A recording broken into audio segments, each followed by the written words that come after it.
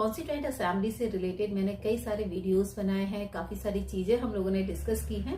तो अगर आपने अभी तक वो सारे वीडियोस नहीं देखे हैं तो आप मेरे YouTube चैनल के प्लेलिस्ट में जाकर वो सारे वीडियोस देख सकते हैं।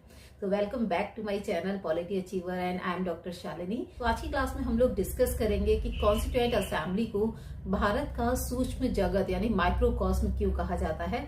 तो अपनी क्लास को स्टार्ट करते हैं विदाउट वेस्टिंग टाइम। इस टॉपिक में पहला पॉइंट हो सकता है डाइवर्स रिप्रेजेंटेशन। इसका मतलब ये है कि कॉन्स्टिट्यूएंट असेंबली जब बनी थी तो इसमें केवल एलीट क्लास नहीं थी या इसमें कोई डोमिनेंट ग्रुप्स नहीं थे, इसमें सोसाइटी के सभी सेक्शंस के लोग थे, राइट। तो इसमें लॉयर्स भी थे, इसमें सोशल रिफॉर्मर्स भी थे, पॉलिटिशियंस भी थे, है ना, इसमें टीचर्स भी थे। बहुत सारे जो लोग थे हर पेशे से, हर सेक्शन से कॉन्स्टिट्यूएंट असेंबली में शामिल हुए थे, है ना। तो एक डाइवर्स रिप्रेजेंटेशन जो था सोसाइटी का वो हमें यहाँ पर देखने के लिए मिलता है। इसके बाद अगर हम जियोग्राफिकल और रीजनल पर्सपेक्टिव से देखते हैं तो कॉन्स्टिट्यूएंट असेंबली में इंडियन सब कॉन्टिनेंट के जितने भी उस वक्त प्रोविंसेस थे या फिर जितने भी स्टेट्स थे, प्रिंसली स्टेट्स थे, या फिर ये भी कह सकते हैं कि जो चीफ कमिश्नर प्रोविंसेस थे वो सभी शामिल थे, है ना। तो जब हम रिप्रेजेंटेशन की बात करते हैं ना तो इससे रिलेटेड मेरा वीडियो है कॉन्स्टिट्यूएंट असेंबली का, वो आप जाकर देख सकते हैं।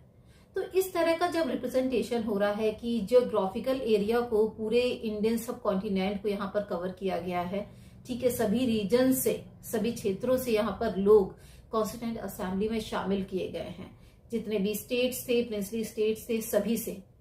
तो इस तरह का जो रिप्रेजेंटेशन रहा है कॉन्स्टिट्यूएंट असेंबली का, वो इंडिया का एक नेशनल कैरेक्टर को बताता है जो यहाँ पर यूनिटी को रिप्रेजेंट करता है, राइट। अब अगर हम बात करें रिलीजियस एंड कास्ट डाइवर्सिटी की, तो आप कॉन्स्टिट्यूएंट असेंबली में देखते हैं कि सभी धर्मों के लोग भी यहाँ पर हमें मिलते हैं, चाहे फिर वो हिंदू हो, मुस्लिम हो, सिख हो, पारसी हो, क्रिश्चियन हो, सभी धर्मों के रिलीजन के लोग हमें यहाँ देखने के लिए मिलते हैं। इसके बाद सोशल जस्टिस को यहाँ पर मेंटेन करने के लिए, बैलेंस करने के लिए आप ये भी देखते हैं SC STs, इसके साथ ही जो अदर मार्जिनलाइज्ड ग्रुप्स हैं वो भी हमें कॉन्स्टिट्यूएंट असेंबली में देखने के लिए मिलते हैं। समाज के जितने भी सेक्शंस हैं, चाहे वो सबसे ऊंचा तबका हो या सबसे निचला तबका हो, सभी लोग, सभी सेक्शंस हमें कॉन्स्टिट्यूएंट असेंबली में देखने के लिए मिल रहे हैं।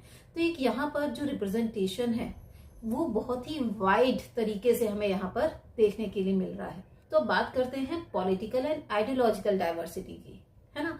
तो पॉलिटिकल आइडियोलॉजी की अगर बात करते हैं तो कांग्रेस का सबसे ज्यादा रिप्रेजेंटेशन, मुस्लिम लीग ने बायकॉट कर दिया था, उसको 73 सीट्स मिली थी, है ना। तो मुस्लिम लीग तो यहाँ थी नहीं, अदर जो पार्टीज थी उनकी इक्का दुक्का 1-2 सीट्स ही थी, है ना। वो सारे रिप्रेजेंटेशन आप मेरी वीडियोस में देख सकते हैं। तो कांग्रेस का रिप्रेजेंटेशन देखने के लिए मिलता है। इसके अलावा अगर हम अदर आइडियोलॉजीज की बात करते हैं तो हमें यहाँ पर जो सोशलिस्ट रहे हैं कुछ, या लिबरल्स हो या फिर कंजर्वेटिव्स हो, रूढ़िवादी हो, सभी तरह की आइडियोलॉजी के लोग हमें यहाँ पर देखने के लिए मिलते हैं।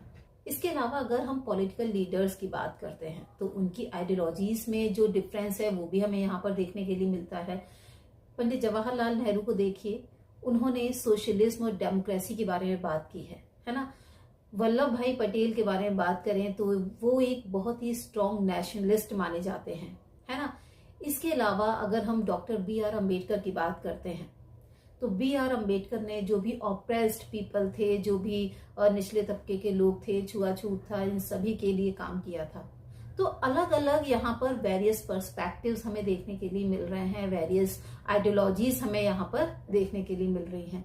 तो अगर हम ये कह रहे हैं कि कॉन्स्टिट्यूएंट असेंबली समाज का, सोसाइटी का एक सूक्ष्म जगत माना जा सकता है ना, जिसमें सोसाइटी के सभी सेक्शंस के लोग एक ही जगह शामिल हुए हैं, तो ये गलत नहीं होगा। तो इंडिया की जो भी कॉम्प्लेक्सिटीज रही थी उस वक्त, समाज में जितनी भी कॉम्प्लेक्सिटी, जितनी भी जटिलता रही थी, ये सारी चीजें हमें कॉन्स्टिट्यूएंट असेंबली में जो भी डिबेट्स हुए, डिस्कशंस हुए, उनमें देखने के लिए मिलती हैं। फिर चाहे वो कोई भी टॉपिक रहा हो, चाहे वो फेडरलिज्म का टॉपिक हो, चाहे वो फंडामेंटल राइट्स का टॉपिक हो, फिर चाहे वो माइनॉरिटी राइट्स का टॉपिक हो, सोशल इकोनॉमिक राइट्स का टॉपिक हो, कुछ भी हो, यहाँ पर वो सारी कॉम्प्लेक्सिटी, समाज के जितने भी मुद्दे हैं, इश्यूज हैं, वो सभी देखने के लिए हमें मिल रहे हैं।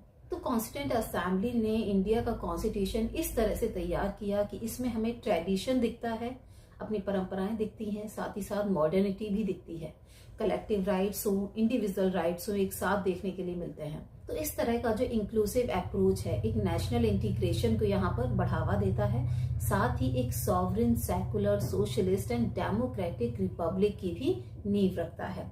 तो आपको क्लियर हो गया होगा कि क्यों कॉन्स्टिट्यूएंट असेंबली को भारतीय समाज का सूक्ष्म जगत, माइक्रोकॉस्म कहा जाता है। आज की क्लास में इतना ही रखते हैं, मिलते हैं किसी और क्लास में एक ऐसे ही टॉपिक के साथ। Till then, bye bye.